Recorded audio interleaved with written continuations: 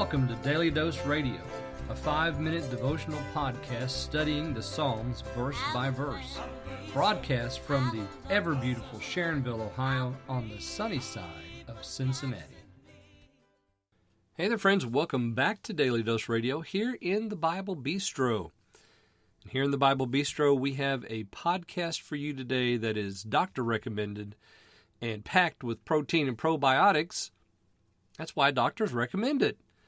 5 minutes a day, 5 days a week, studying the Psalms verse by verse. That's my little spiel, my elevator spiel. That's what Daily Dose Radio is all about. So I hope that you'll take a few minutes with me, sit down here in the bistro, grab yourself something hot or cold to drink, open your Bible up if you have access to it. If you don't, I'll be glad to read the text for you. Today we're looking at Psalm 119, verse 57. All this week, we're going to be looking at the 8th section in Psalm 119, which tells a story, and you'll see the story arc unfold as we go through the sections. Last week, Having Been Led came out, and so I hope that you went out and got a copy. If you didn't, I hope that you will. It's in the Kindle store on Amazon. Just go there, type in Having Been Led, a 30-day devotional. You'll find it. I hope that you'll enjoy it. It's based on the church covenant of John Newton Brown. And John Newton Brown wrote a church covenant because he saw the need for his church to have some sort of a document that they could refer to for church discipline and for a standard of Christian behavior that the entire church was going to be held accountable to. And so if you're a Protestant, you probably have a copy of John Newton Brown's work in your Constitution and bylaws or your founding documents, whatever you call that. It's a really good study. I hope you go out and get it. I wanted to publish it before Lent so that you folks could have a copy before Lent. It's a great Lenten guide. It's also good for just any time to do it. We're looking at verse 57 today in Psalm 119. Let me read that for you. Thou art my portion, O Lord. I have said that I would keep thy words.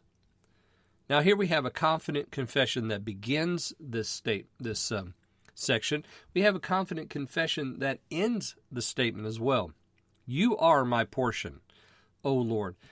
Is the Lord your portion? Can you declare with the psalmist here that the Lord is your portion? That is, we have portions for lots of things, don't we? Is my job my portion? Is my wife or my husband my portion? Is my family my portion? Is my wealth my portion? What is the thing that fulfills me the most? That's what he means by portion, my portion. The thing that fulfills me the most is, now insert whatever it is there in that line. Okay, so is it the Lord or is it something else? Because what happens is we make idols out of those things that fulfill us the most. We get our eyes off the Lord and off of His Word, and we begin to worship those things, whatever it might be, and it's just a natural thing that happens to us because of our corrupt nature. We make idols so easily out of so many things. But the psalmist gives us a corrective here. This is good medicine. That's why I say this is doctor recommended. This is good medicine. You are my portion, O Lord. I have said that I would keep thy words. So he has a confession here, and he has a resolution. I am resolved. I am resolved no longer to linger. Good old Baptist hymn. I have said I would keep thy words as a resolution for the rest of his life. He says, right now you are my portion.